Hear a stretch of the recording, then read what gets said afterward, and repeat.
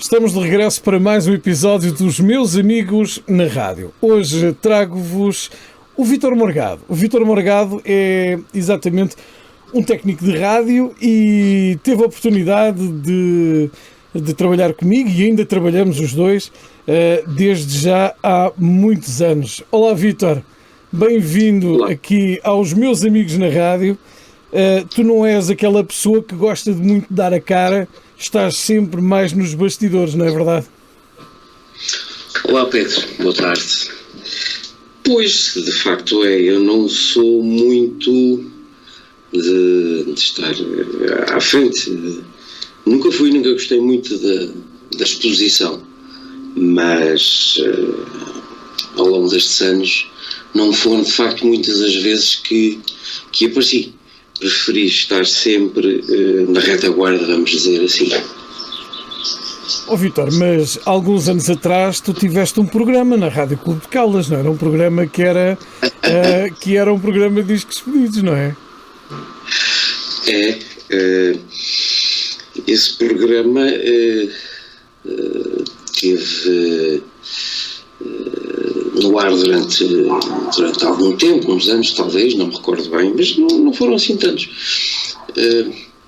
Era de facto um programa de discos pedidos, gravado, não era em direto, que requeria na altura bastante trabalho, porque a tecnologia da altura não era comparável à de hoje, nem de longe nem de perto, então aquilo requeria algum trabalho de preparação para a determinada hora, que eu já nem me recordo bem qual é que era, ir para o ar com os pedidos que tinham sido previamente gravados. Eu, se bem me lembro, os pedidos eram gravados de manhã, para depois o programa ser apresentado à tarde, ao meio da tarde, ou ao fim da tarde, algo assim desse género, sim.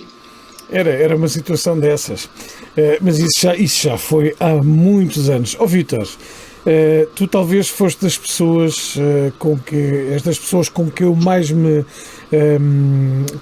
contacto na rádio, nomeadamente na parte técnica. Tivemos a oportunidade de trabalhar de muitos anos e tu foste uma das pessoas que me transmitiu muitos conhecimentos técnicos ao longo destes 30 e tal anos de rádio que nós já estamos dedicados.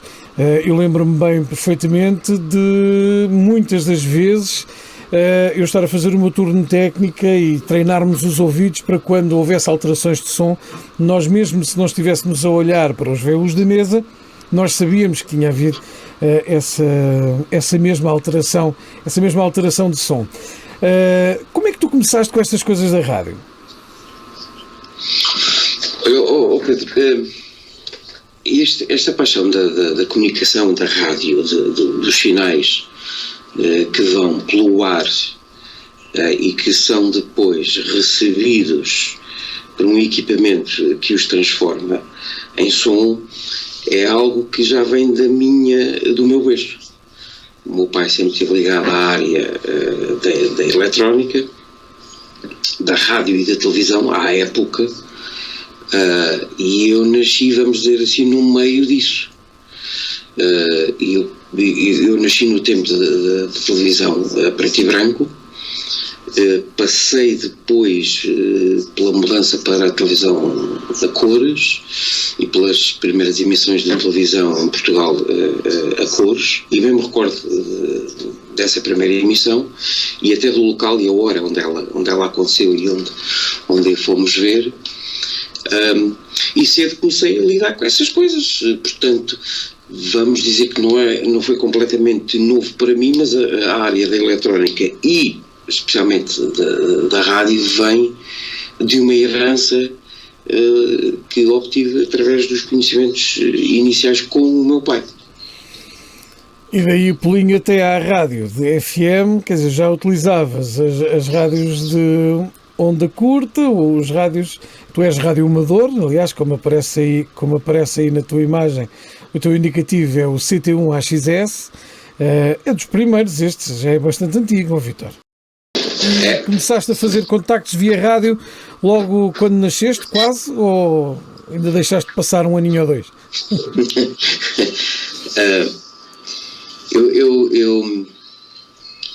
cedo comecei a ouvir as comunicações. O meu pai também é radioamador. Eu cedo comecei a ouvir comunicações e a determinada altura nasceu-me também a curiosidade das comunicações, já que isso era a tal situação que eu há pouco dizia. Como é que um sinal de voz vai pelo ar até outro sítio e depois é escutado? Como é que isto se processa? Como é que isto navega? Se não há um fio elétrico pelo ar, como é que isto lá chega? Portanto, as comunicações começaram também cedo para mim. E assim que pude fazer o meu exame de radioamador, aos 16 anos, fui imediatamente fazê-lo. Portanto, assim que completei os 16 anos, o meu pai meteu os papéis para fazer exame e fui fazê-lo a Coimbra, juntamente com uma série de radioamadores candidatos na altura.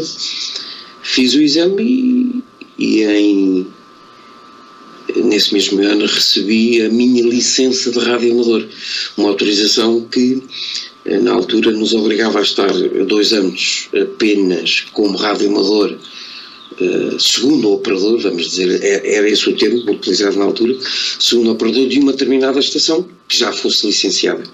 Neste caso era o meu pai e eu era o segundo operador da estação de radioamador do meu pai, e só 2 anos depois é que obtive o meu próprio indicativo de radioamador.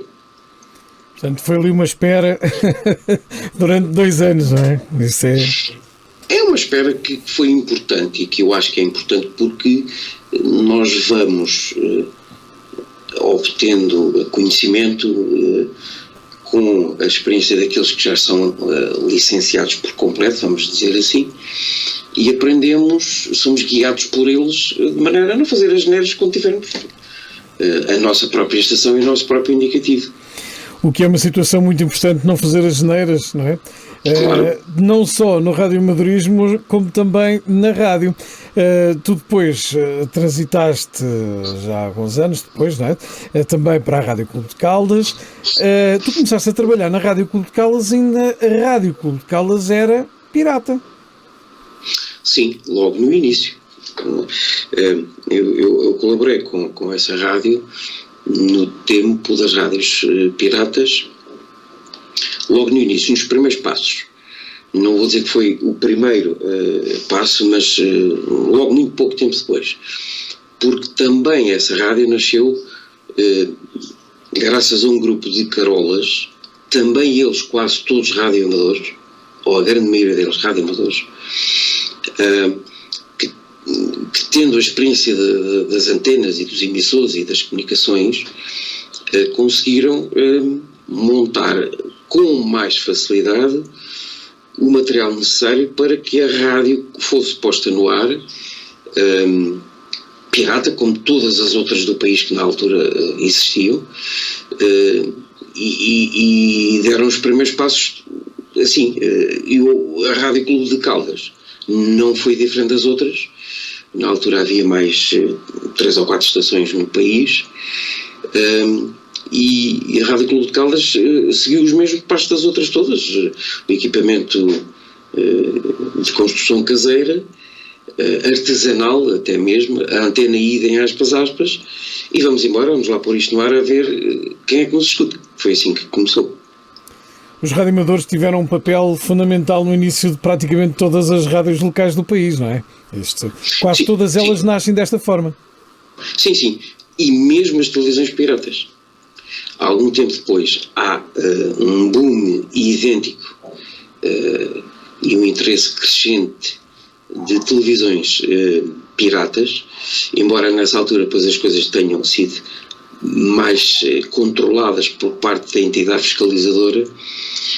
Houve também umas quantas estações de televisão piratas, também elas tendo por trás, na sua base, os conhecimentos dos radioamadores, que já na altura os radioamadores tinham equipamentos, permissão e licenças para poderem transmitir televisão.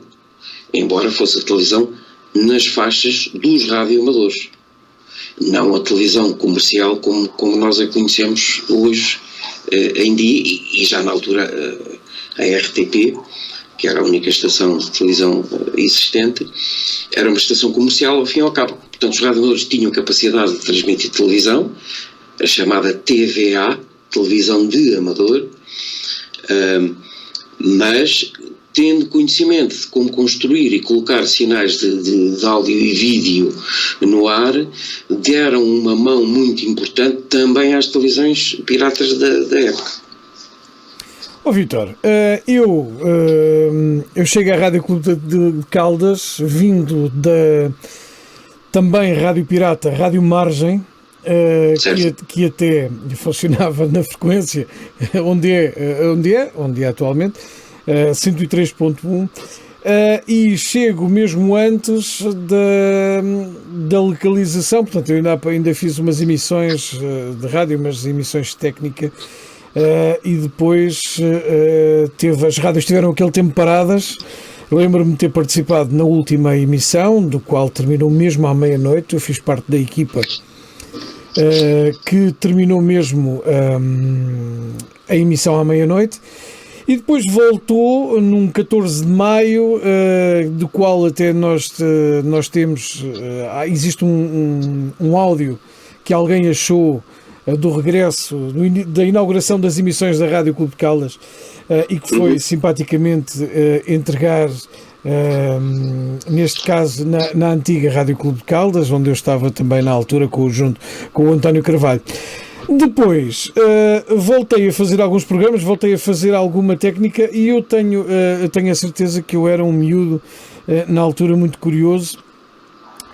Tu tens lembranças desse tempo? Eu sei que andava a estudar nessa altura,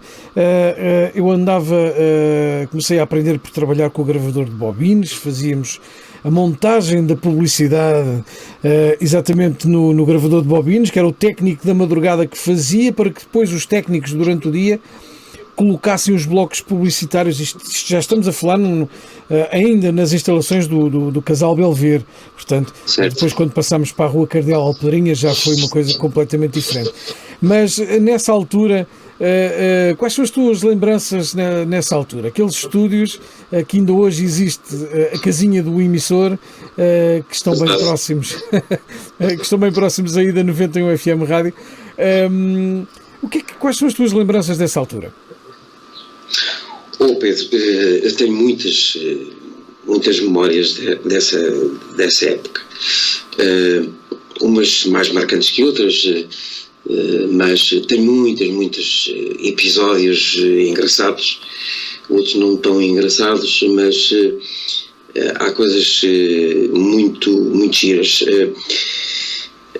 E há também histórias curiosas.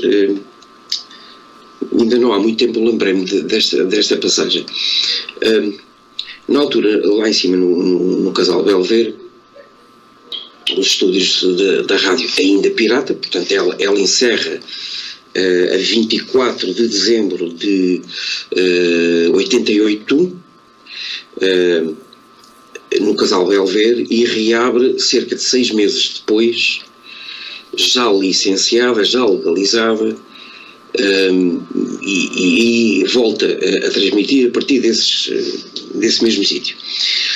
Mas ainda na altura em que a rádio era pirata, num inverno bastante chuvoso, muito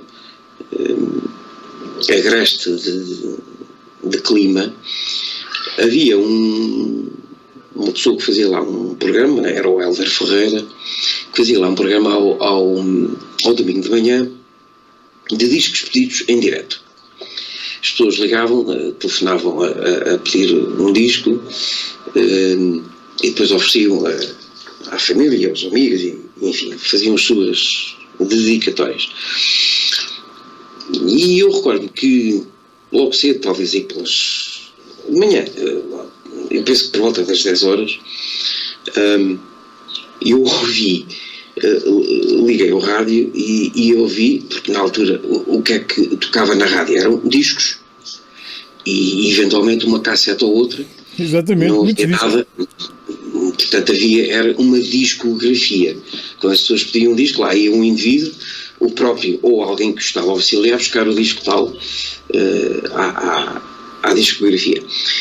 E quando é o meu espanto, quando ligo o rádio e ouço, em vez de ouvir música, ouço aquilo que é um disco que chegou ao fim e que está a fazer aquele barulho típico de quando acaba de tocar e fica naquele sem fim que os discos de 45 rotações ou mesmo os 33 tinham, que era aquele tic-tic, tic-tic, tic-tic. Exatamente. O que é que se passa?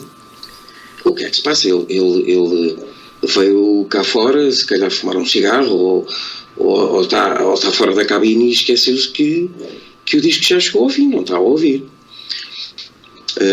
Ou não é o nosso espanto quando ficámos a saber que ele estava no meio da rua, da estrada, a chover torrencialmente e conseguimos, quando lá chegámos, perceber que ele não queria entrar porque a torre da rádio, que estava no terreno traseiro dos estúdios do Rádio Clube de Caldas, tinha, devido à chuva, o terreno tinha ficado tão mau, tão lamacento, tão escorregadio, que com o vento, porque estava um clima terrível, a torre cedeu e dobrou, fez um L, ficou em L, dobrada para cima do telhado dos estúdios. E então a pessoa, o Elvis, na altura, com medo de que alguma coisa acontecesse, veio para a rua e fez muito bem e deixou tudo o que estava, protegeu-se, defendeu-se e veio para a rua e, portanto, não quis entrar lá porque poderia acontecer alguma coisa mais grave. Portanto, esse é um dos episódios que me recordo. Portanto, o que é que aconteceu? Aquilo teve que ser tudo retirado, uma torre nova, e, portanto, durante mais algum tempo lá teve a rádio a transmitir em condições medíocres. Vítor, eu fui, quando fomos para os estúdios da Rua Cardeal Alpedrinha, nas Caldas, tu fazias o turno técnico entre as 8 e as 4 da tarde e eu fazia o turno técnico depois das 4 até à meia-noite. Foi nessa altura que eu deixei de estudar, lembro-me perfeitamente, deixei de estudar nessa altura e depois tu foste promovido a diretor técnico e deixaste de fazer esse turno, do qual eu passei a fazer entre as 8 e as 4 da tarde. Era um dos turnos bastante importantes de fazer, até porque os programas da manhã tinham toda aquela dinâmica, era preciso ter sempre muita gente ali a trabalhar. Recordas-te, nessa altura, passou-se comigo um episódio que as instalações da rádio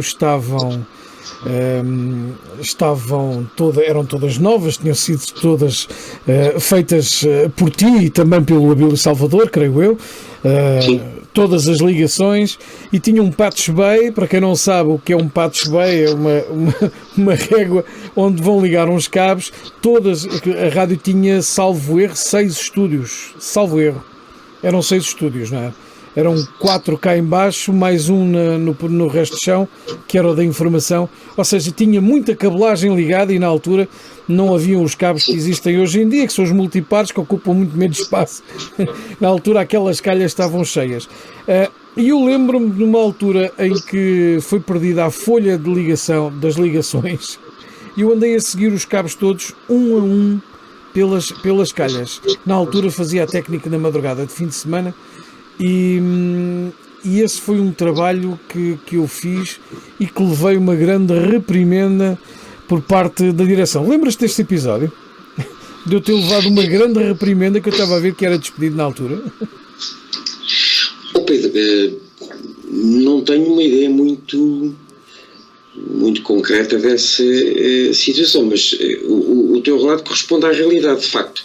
Existiam uns quantos passos baixos que tinham a finalidade de comutar os sinais que eram recebidos e aqueles que eram para serem enviados para os vários estúdios da rádio. Nós tínhamos um estúdio de gravação, tínhamos uma sala que era uma sala polivalente, vamos dizer assim, poderia ser uma sala para gravar vozes, como poderia ser para gravar uma banda, como chegou a acontecer. Como poderíamos fazer um debate político lá. Depois tínhamos um estúdio de informação, um estúdio de emissão, e ainda havia, salvo erro, mais um ou dois na parte de cima. Isto era tudo na cave e havia mais um ou dois na parte. Mas de facto havia muitos cabos. Havia. Aquilo era um processo, foi um processo complicado de fazer. Os nossos meios técnicos na altura eram aqueles que nós podíamos ter, porque aquilo era possível fazer de outra maneira, mas requeria investimentos muito maiores que uma rádio pequenina, local, da aldeia, vamos dizer assim, não tinha capacidade para tal. Não é? O que é que havia na altura? A Renascença e a rádio comercial que tinham, e a RDP, que tinham outros meios, não só financeiros, como e consequentemente técnicos, para colocar outro tipo de equipamentos a funcionar. Portanto, nós tínhamos que utilizar os nossos conhecimentos, que à época já eram razoáveis, de acordo depois com os equipamentos e aquilo que as condições financeiras permitiam comprar.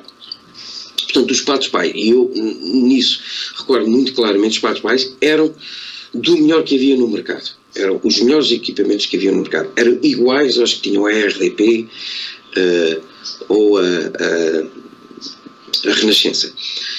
E de facto havia muitos cabos. Agora, se eles precisaram de ser seguidos, honestamente não me recordo. Mas é possível que sim, até porque de vez em quando lá tínhamos que passar mais um cabo ou dois, porque afinal a evolução, aquilo foi sempre um processo evolutivo, a evolução necessitava de um outro cabo mais para qualquer outra coisa mais que iria ser feita naquele estúdio.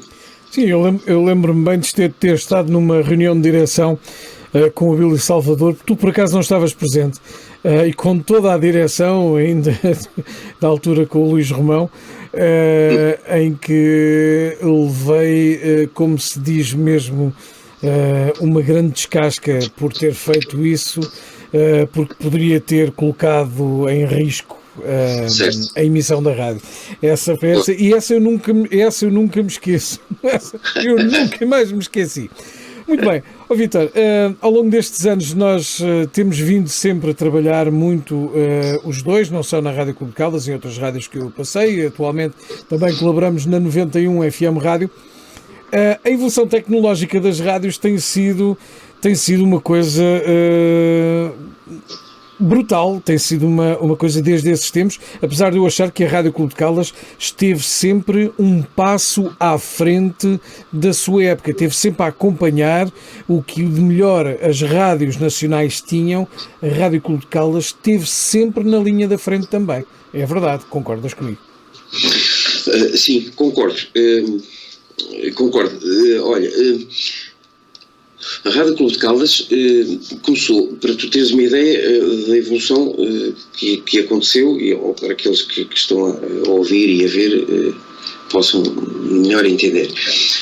A Rádio Clube de Caldas, as suas primeiras emissões piratas foram feitas com um emissor de construção absolutamente artesanal, peças daqui e componentes da colar, e estava dentro de uma caixa de sapatos.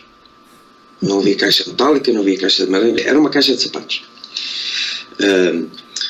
Logo pouco tempo depois evoluiu para um equipamento já dentro de uma caixa metálica, de uma construção bastante mais evoluída, e já era um equipamento que tinha alguns watts, uma meia dúzia de watts, se tanto, mas comparado com o primeiro era um passo muito grande. E ainda em tempos piratas, teve o seu primeiro emissor de construção italiana, um equipamento feito em fábrica, de 20 watts, que na altura era uma coisa absolutamente nova, uma evolução enorme. Teve esse emissor e depois evoluiu para outras coisas, e amplificadores e por aí fora, mas teve sempre uma evolução tecnológica considerável. E a prová-lo está que a Rádio Clube de Caldas, como rádio pirata que era na altura, foi das poucas no país que tinha um gravador ou dois de bobinas, que já gravava as suas emissões em regime contínuo em cassetes de VHS. Nós tínhamos uma pequena rack com 2 ou 3 gravadores de VHS, e as emissões eram gravadas, não havia capacidade para nós termos outro material, eram gravadas desta maneira. Portanto, quando nós precisávamos de ir a um arquivo, íamos buscar uma determinada cassete de VHS que estava lá o som gravado da emissão dos últimos dias, das últimas semanas. Em long play. Eu lembro-me bem. Em long play, precisamente. Cedo tivemos gravadores de bobinas. Passámos pelas cassetes, obviamente, mas cedo tivemos gravadores de bobinas. E como dizias há pouco, os blocos comerciais que eram montados pelo técnico noturno tínhamos umas dezenas largas de bobinas e cada uma correspondia a um bloco comercial. O bloco da hora ou o bloco da meia hora, e quando começaram a aparecer blocos comerciais aos 15 ou aos 20 minutos ou aos 45, requeria mais uma bobina. Portanto, nós não misturávamos as coisas, cada bobina pertencia a um bloco. Portanto, no mínimo teríamos 24 bobinas para as 24 horas de emissão, mas tínhamos bem mais. Portanto, já era uma evolução. Depois, isto já, entretanto, vem o licenciamento e nós rapidamente evoluímos para equipamentos profissionais a par com as estações nacionais. Nós tivemos os cartuchos, que era uma coisa que as rádios locais ouviam falar. E quem é que tinha isto? Uma vez mais, as rádios nacionais, a emissora, a RDP da altura, é que tinham estes equipamentos. E nós tínhamos um equipamento rigorosamente igual àquele que era usado pelas rádios nacionais. Marca e modelo rigorosamente igual. Isto em 1990, 91, 92, foi ali uma fase de um boom enorme para a Rádio Clube de Caldas. Portanto, nós em 1990 e os primeiros anos de 90 tivemos as bobinas, passámos para gravação fiscal em bobina também. Tínhamos 2 equipamentos com bobinas, que eram os Super Low Speed, que gravavam a emissão. B77, não era? Eram os Revox, exatamente. Eram os Super Low Speed, o SLS. Comprados do representante da marca em Portugal na altura, o Valentim de Carvalho. Comprámos muito material à Valentim de Carvalho na altura, e íamos aos mesmos sítios onde as nacionais e os engenheiros das rádios nacionais iam comprar os seus equipamentos. Nós já tínhamos aqui algum avanço tecnológico quando comparados com outras, sem dúvida alguma. Foi sem dúvida uma altura fantástica. Hoje em dia as coisas já nos permitem fazer coisas como isto que estamos a fazer agora, podcast, e agora inclusive também já se reinventa a rádio, havendo também já uma rede social que é o Clubhouse, que é uma rede social falada, em que muita gente faz rádio já também para salas de chat, que é uma situação um tanto ou quanto que não estaríamos bem habituados. Vítor, a nossa conversa também já vai com alguns minutos. Eu quero desde já agradecer-te por várias coisas. Primeiro, pelos ensinamentos que me passaste ao longo deste ano e que me permitiu também poder evoluir na minha carreira como técnico e também como locutor. Agradecer-te exatamente porque foi exatamente muito importante esses ensinamentos técnicos, coisas que às vezes eu não gostava porque ralhavas comigo muitas vezes. Mas depois é como aquelas coisas que nós fazemos com os nossos pais. Não gostamos, mas depois, quando somos pais, percebemos, ok, ele tinha razão. E eu hoje em dia digo mesmo isto, Vítor, tu tinhas razão. E realmente os ouvidos treinados ajudam muito, mas mesmo muito, mesmo agora em altura em que a tecnologia, em que deixamos do áudio analógico para o áudio digital, mas os princípios base continuam a ser praticamente os mesmos, e a forma como tratamos um áudio, como tratamos um som, continua a ser também praticamente o mesmo. E por isso eu sou-te muito grato. Eu tenho que pagar um almoço um dia destes, ou um jantar, mas agora estamos em confinamento. E por isso mesmo, eu sei que tu não gostas muito também destas coisas, de aparecer, de dares a cara. Tu és como eu, gostas mais do background, porque os técnicos fazem aquele trabalho que normalmente ninguém vê. E tu, neste momento, na tua área, na área técnica, deixaste praticamente de trabalhar com uma rádio e agora trabalhas com muitas rádios e fazes outras coisas, se calhar praticamente a mesma coisa que já fazias na altura. Tu estás muito dedicado também à parte dos emissores, à parte de assessoria técnica às estações de rádio. Queres-nos falar também um pouco acerca desse teu trabalho que tu desenvolves? Sim, Pedro. Como em tudo na vida, há necessidade sempre de acompanhar a evolução. Isto é um processo que não tem fim.